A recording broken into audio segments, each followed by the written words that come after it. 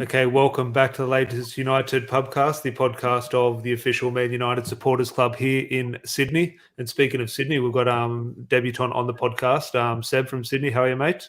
Good, mate. How you going? Yeah, all good. Well, yeah, supporting United at the moment, it's an easy life. We are in lockdown here in Sydney, but supporting United is quite easy at the moment. A few guys in the comments already, which is good. Just throw a few comments up. G'day, George. Josh, good evening, mate. Ryan, also from the Man United Supporters Club here. And obviously, Jamie, good morning to you. Obviously, one of our listeners from Northern Ireland. What we'll do, Larry is obviously a little bit tied up at work, but we thought would sort of give our listeners a treat and the night off, Larry.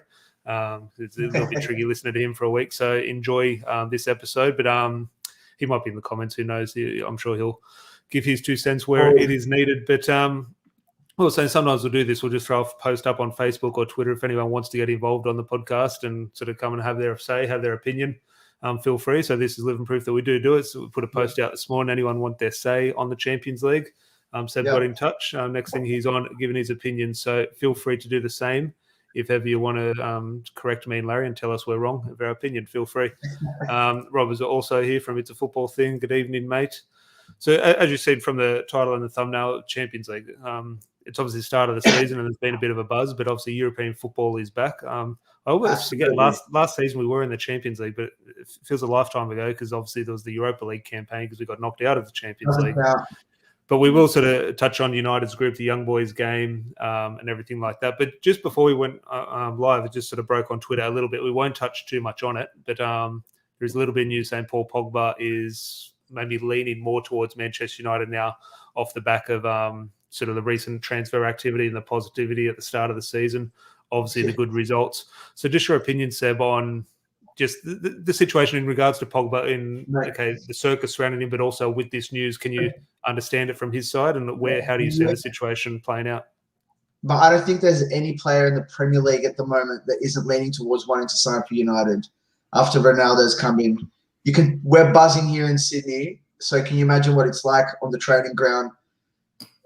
I can't see him going anywhere before, but now that things are just so certain, guys like Varane, Ronaldo coming in, it'd be silly to go anywhere else. But you can also understand it. Same reason why Kane was looking to go elsewhere from Spurs. If we're not looking like we're going to win trophies, these guys are playing football to win trophies and titles. So you can understand it, but I think he'll stay. Think he'll stay? Do you think that's dependent on like almost a lot of people saying Solskjaer needs to win a trophy or he's out? Do you think Paul Pogba needs to win a trophy or he's off? Or do you think he just needs to see that we are someone to be reckoned with? Those top-tier players, just traditionally, those top-tier players, they want the titles. It's what makes them the greats. You always have the argument, is this player better than that player? And it always comes down to have they won league titles, have they won domestic cups, European cups? And if someone like Paul Pogba has won a World Cup, isn't given the team around him to win those titles, you can understand why he'd go to a Real Madrid. You can understand why he, left originally to go to Juventus. But yeah, so I think now is definitely we're starting to get to that point for especially Ole with the team that is assembled. That this year, next year's that's where it's at. Yeah, no, definitely. Elliot here, also a good mate of mine. Evening, mate. Hope you're well. And just on that Ronaldo, obviously, we can't go 5 minutes without mentioning, but rightfully so, he is dominating everything. Just your thoughts. We'll discuss earlier on via Facebook. Just before we move into the Champions League discussion, just on the past week, we've been discussing with Larry and a few other guests. Just how emotional it has been the past week. Just your thoughts on those 2 weeks where he eventually signed, and then obviously the debut, or should I say, second debut. Obviously against Newcastle. Just sum up quickly your thoughts on the last 2 weeks. Yeah, look, I remember the talk about City, and I thought surely not, but then they couldn't let that happen, and then it just came to this moment of just copying it and just coming to terms with the fact he's done great things for us, and in his twilight years, it is what it is. Schmeichel went, and then waking up in the morning and seeing that it's all but done, and seeing the Rio videos of him just leaning back and smiling, and then pretty much like within, I don't know, minutes or hours, it was confirmed that he was signed. From then, it's been, and that was a tease because that was before the international break. So just my YouTube at the moment is just any video that's online with all the trance music in the background is just Ronaldo, Ronaldo. And then, mate, that from that Saturday on, I reckon I've watched about the Newcastle highlights 1,000 times, tears in the eyes. It's one of the greatest stories in football, sports, period, to have. It's having MJ come back. It's having Muhammad Ali come back. It's just one of those great moments. You see this stadium, you see the buzz around it.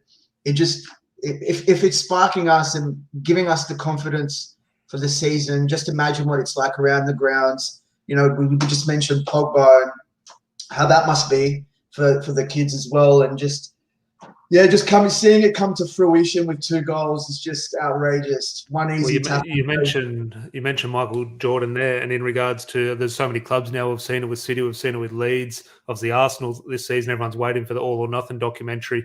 But I'm sure everyone has watched The Last Dance with Michael Jordan, and you can just see that Netflix production company going to Cristiano Ronaldo, Man United. If we do win something this season, Last Dance is one of the best documentaries I've seen, but the Ronaldo one will be a different level to that. But we will move on to Champions League. Actually, just one point here from George regarding Pogba. George from the Supporters Club here. Pogba won't put pen to paper until the season is over. If we win something this year, he stays. If not, he's at Real Madrid's doorstep, which is, look, I think there's a lot of twists and turns, but it very much could come down to simply that, and it will be a very interesting summer. Obviously, European time, but we'll move on to Champions League, and obviously the 2 people in the thumbnail, obviously Ronaldo again, but obviously Rafael Varane as well. And just want your opinion, because we sat here 2-3 weeks ago when we had a draw with Southampton. There's a lot of frustration, and you start to sort of dissect the squad and everything, the manager and everything. Yeah. And when you're sort of at your low, not that a draw at Southampton's a low point, but when frustrations are high, you could very much make a case to say this squad's maybe not good enough to finish in the top 4. We say we could win the league, but you could say, well, we could finish behind Liverpool, we could finish behind Chelsea, we could finish behind City. Suddenly we're 4th. If we have a couple of slip-ups and Tottenham have a great season, suddenly we're 5th. So we're looking at that team and going, hopefully we'll make the top 4, hopefully we win. But in a situation, we could finish outside the top 4. However, roll around Champions League time, and we're starting to look, maybe we can win the Champions League. There's a bit of excitement. And I just want to put it sounds stupid, but you do see some teams have a poor season. And look at Chelsea, sack the manager halfway through, they end up winning the Champions League on 2 occasions. But in regards to Man United and the Champions League, do you put that? I almost put it down to the excitement of those 2 people, in Rafael Varane and Ronaldo, just for the influence and the presence they bring. There is a feel-good factor about United going into this European campaign. Look, I think one of the best things about the Ronaldo signing is it takes the attention from everything that's going on at the club completely, from Ole, but for the moment anyway. And then on the flip side, you've got Sancho, you've got Varane who've come in. They almost have that freedom to just start getting their rhythm right from the start. And the way that I just saw him against Newcastle next to Maguire is just, it's so comfortable. And then when you take into consideration the guys on either side of them, Wan-Bissaka and Shaw, that I think Varane's experience is just going to be completely different on the European stage. He's just going to have that complete control. He's experienced things that Maguire maybe hasn't. I know he's got his Euro final under his belt, but it's just, for me, that's the biggest confidence builder. Ronaldo, love him. If he had not come and we had just stuck with Sancho and Varane, I would have been almost just as confident just having him there at the back. Yeah, well, a comment here from Ryan. It's interesting rumor that Cavani's out for a week, so Ronaldo should start in the Champions League in West Ham, which we will get into team selection, whether we go full strength or rotate. And obviously, Ronaldo obviously dominates that discussion as well. Robert here saying he doesn't start or even play against young boys. We've had that discussion with Rob, which will be interesting to get his thoughts a little bit sort of deeper a little bit later. And George saying last year we're the 3rd best team in the group. There's no excuse not to get out of the group this year, especially with the personnel we have. And yeah, you do look at it. There are 1 or 2 tricky teams in the group. Obviously, we had struggles with Villarreal and Atalanta, obviously a tough team. But we're making, we should be going through, fingers crossed. But just before we move on to the young boys preview and sort of look at a start 11 and rotating, just on the Champions League and Premier League, it's been too long without a trophy. No doubt it's obviously been far too long without a Champions League trophy, obviously 2008. But I'm just thinking, what would you prefer to win? And get your comments in the live chat. What would you prefer to win? And now I'll take a League Cup this season, gladly. But in Premier League or Champions League, what's more important to you? Premier League. I think Premier League for sure. I think the drought's way too long. the Champions League is as amazing as it is to get to watch that. It also still comes down to that bit of luck with your run in the groups in the knockout stages, catching the team on the right time, having a second chance coming back. But for me, the league title, it's been since 2000. It's been almost 10 years since we've had it. Just got to get that sorted first. Anything else is a bonus. I don't care about any other trophies this year. Look, I completely agree. And there's a few comments here saying Jamie, Premier League, Rob, the league as well, and Josh saying the league, no debate. And look, I agree in terms of obviously the situation we find ourselves in. Obviously, going so long, yes, it's even though it's been longer without the Champions League. For me, it's definitely league. Ryan as well saying Premier League has to be the main goal this year.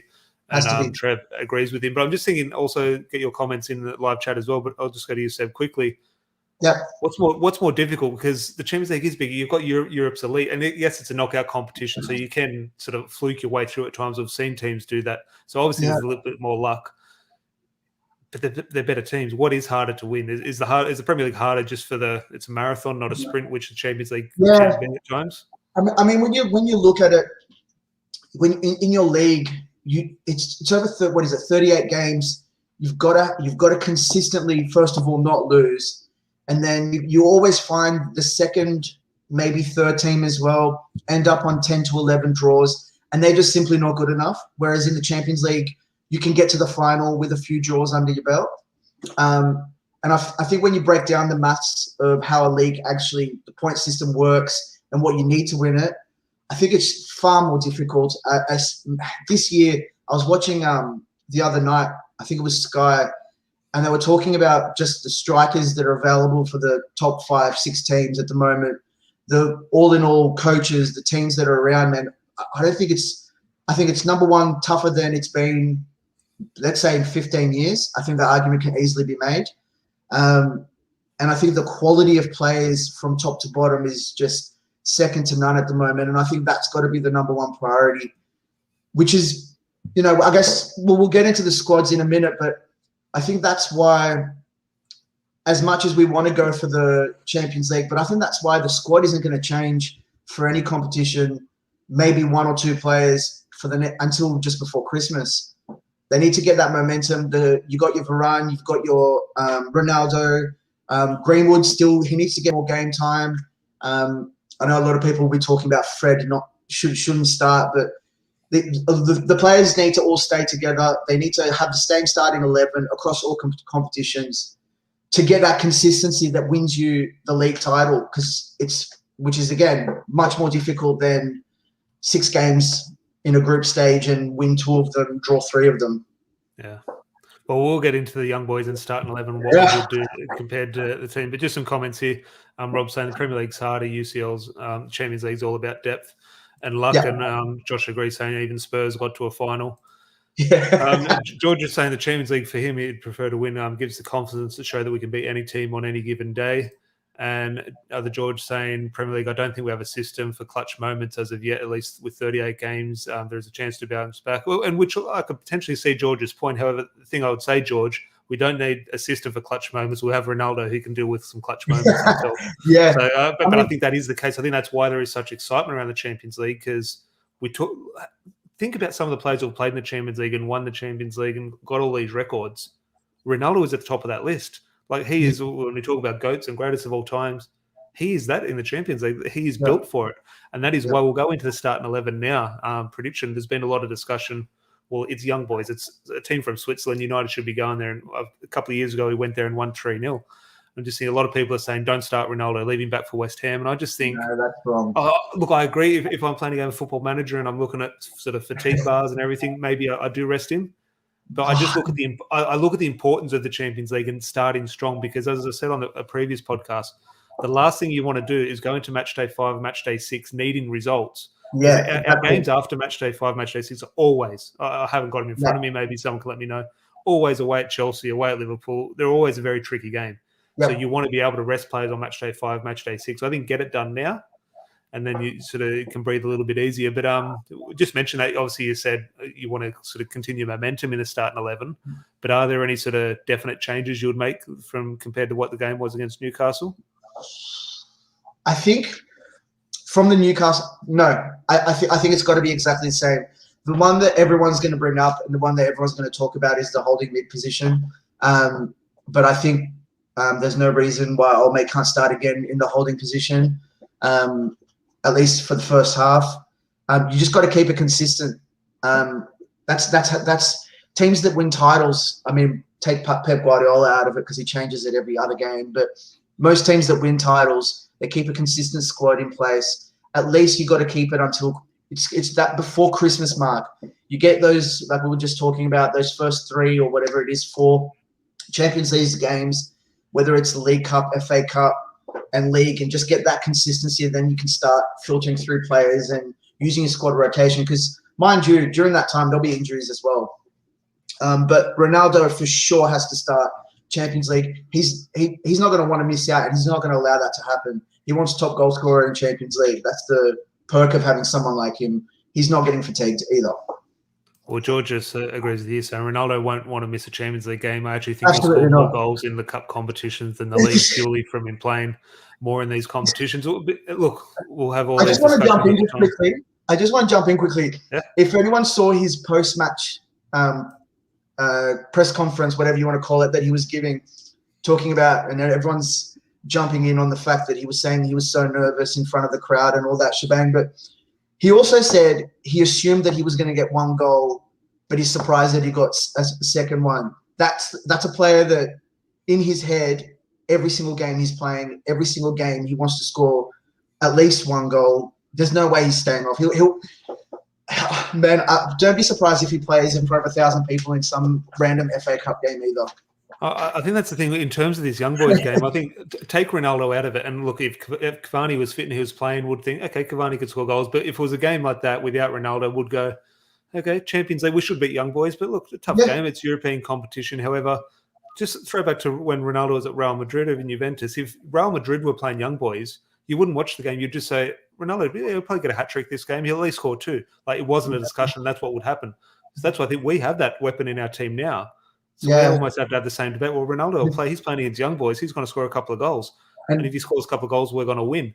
So, look, I do understand and in deep down maybe agree with certain parts in regards to resting him, but I just don't think it's time to rest him now. Busy Christmas period. As you say, once we're through those internationals. I don't want to make this too much everything. It just goes back to, well, Ronaldo's going to cure COVID. But the thing is, with the whole squad as well, you look at it, and even like when you come to the Champions League, you've got Luke Shaw left back, you've got Maguire, Varane in the middle, Wan-Bissaka. The only fault Wan-Bissaka might have is his crossing abilities. Other than that, he's got the momentum to be able to keep up and down the side. You've got amazing 4 at the back. You've got De Gea and keeper. Let's hold off the holding mid talk because it would just make everyone spark up. But the left side front, like you've got your front 3. You need to play them from the start Champions League. It also sends messages out. As long as you get those goal differentials going high, Greenwood, like the experience that he's going to get, and then the fact that you've got a Cavani that can come off the bench. But people forget Mata. Mata can come on and perform. Look, everyone in the comments knows I'll be starting him. I'll be. If there's one player, I might rest in the midfield. Over Ronaldo. It might be a Bruno, because Bruno is one player who we have run into the ground and maybe does sort of suffer from a little bit of fatigue. Now, I don't expect that to happen, and yes, I do want Bruno to play. Yeah. But there are games, okay, maybe match day 5 or match day 6. But just a few things before we move on. Josh saying very true. Want to get it done before the last internationals. Before these touch games come after that. Rob as well. If our squad can't get this done, what's the point? I would not play risk him, especially away in Switzerland. West Ham game is way more important. And I think one of the things a few people in our group chat earlier were discussing, that's not just an away game, but I remember 3 years ago it was an artificial pitch. So it'll be interesting. Okay, while Ronaldo is this machine, he does have 36-year-old knees, so the artificial pitch might play a part. And I'm sure it won't in his opinion, but it's something that I'm sure the sort of the doctors and the people will be mentioning to Solskjaer. Yeah, just one last one. Just quickly here, just Jamie, these are the sort of games we should be okay with. Fred and Lindelof keep match fit, still involved with the squad, so they're ready to step into a Premier game. And that is why I think, look, I understand your opinion, Seb, keeping things and playing Sancho again. I would be making 1 or 2 changes. Donny van de Beek for Matic, that's another debate. Will it happen? I have actually a funny feeling, just in terms of Solskjaer, his body language, the way post-match he said, we'll see Tuesday. I have a funny feeling Donny van der Beek will get a run with Paul Pogba in the middle. But my change might be along the lines of maybe Dalot for Wan-Bissaka. Not as a drop-in of Wan-Bissaka, but just keeping. I just think in terms of crossing the ball for Ronaldo, as you mentioned Wan-Bissaka's crossing. Yeah. Not a strong point. Dalot maybe one of his sort of stronger points or definite attribute he does have over Wan-Bissaka. Yeah. I think that's true. I mean, yeah, I can't get away from the fact of just keeping everything just structured for the time being. I do think Donny can come in, but it's funny because he even, I don't know if you watched the Rio podcast when he was talking about he's putting his hand up as a number 6 and he wants to he's ready to play that. But a lot of stuff about his box to box, he can play attacking, he can play a little bit deeper, but he sparked when he came on later in the game, and people will talk about the Pogba assist, but that was from a wall play. I think it was with Donny as well, who played it back to him and then he put it through. So I don't know. I almost don't want, in my mind, I feel like he could come on maybe a little bit further up the field, not as deep as everyone, or he seems to have fallen to agreeing to be. Because I think where he was playing at Ajax, just the way that he's attacking, I think he can be a good replacement, whether it's for Bruno or Pogba.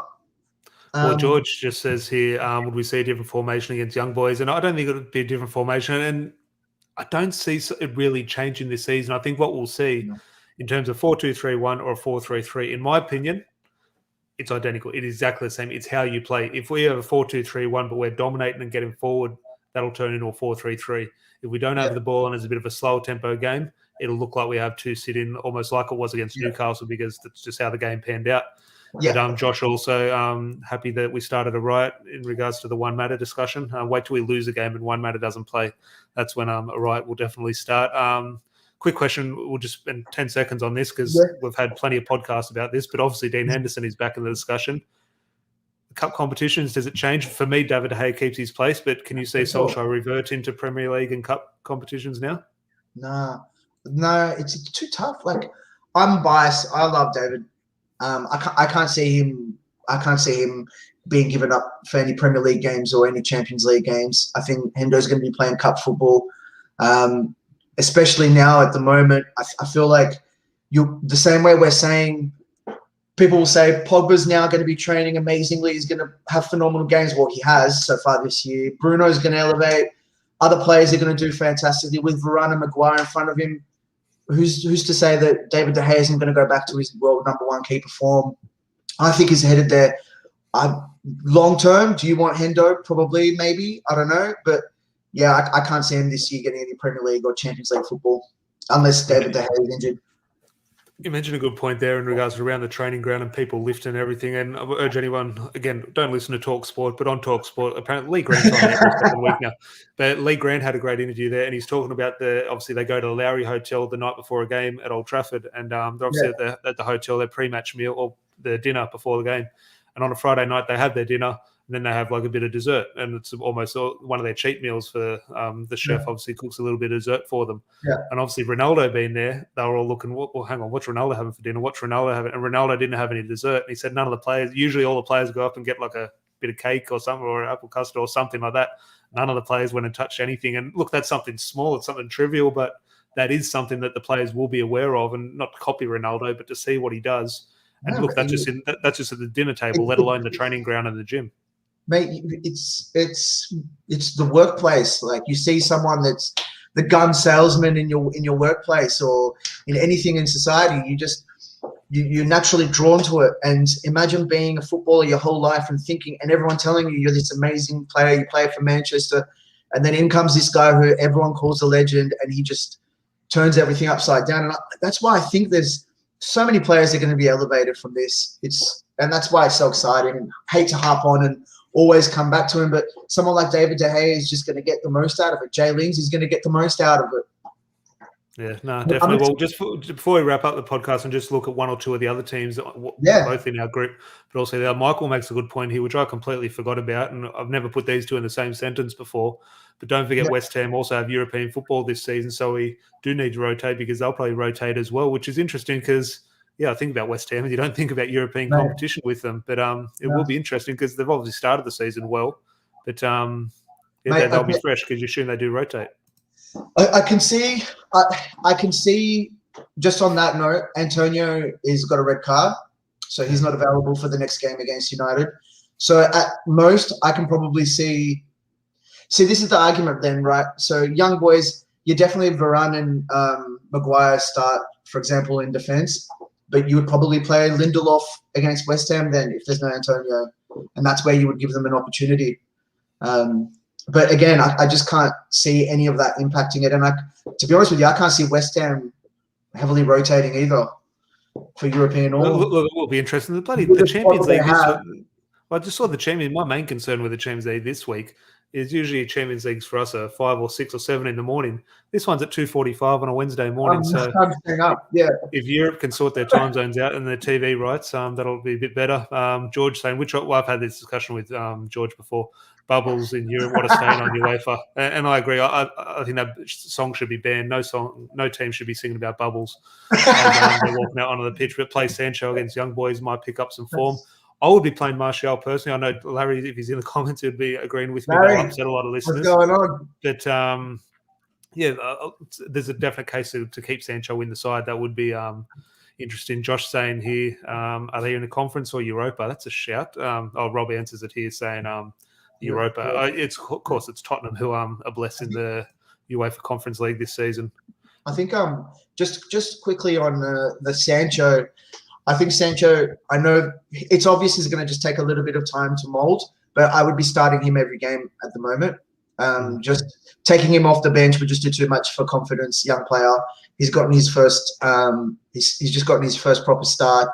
I definitely keep him for young boys. I keep him for the West Ham game, and Martial's had plenty of chances to start it in recent times. I'm a fan of him. He just hasn't clicked for whatever reason. But I think giving him the last 25, 30 minutes, whatever it is, I think is a good shout until he forces the decision to be made. The other exciting thing is I can't remember when's Rashford come back. We've completely forgotten about that bloke. It's going to be very interesting the way we line up. And you just mentioned names there. For me, one of the first names on the team sheet is Mason Greenwood. But just when you rattle off names there, I could see a scenario where it might be the right decision. As much as I want to go full strength, maybe you play Sancho off the right, Martial off the left, and give Greenwood the night off and rest him for West Ham. But it will be interesting. But we will move on to other teams. Just very quickly, just in regards to our group, obviously got Villarreal, who, look, less said about them, the better. We all know why. But also Atalanta, and I know Rob, he's in the comments as well, follows Italian football, and he's always very impressed with Atalanta. I remember maybe a year or two ago they made quarterfinals of the Champions League. Yeah. So they're obviously a good team. And look, you do look on paper, we should be going through in first place very comfortably. But it is the Champions League, and teams, Villarreal, obviously worthy of an upset. Atalanta, obviously a good team. And look, who knows, the young boys get a freak result on the first day.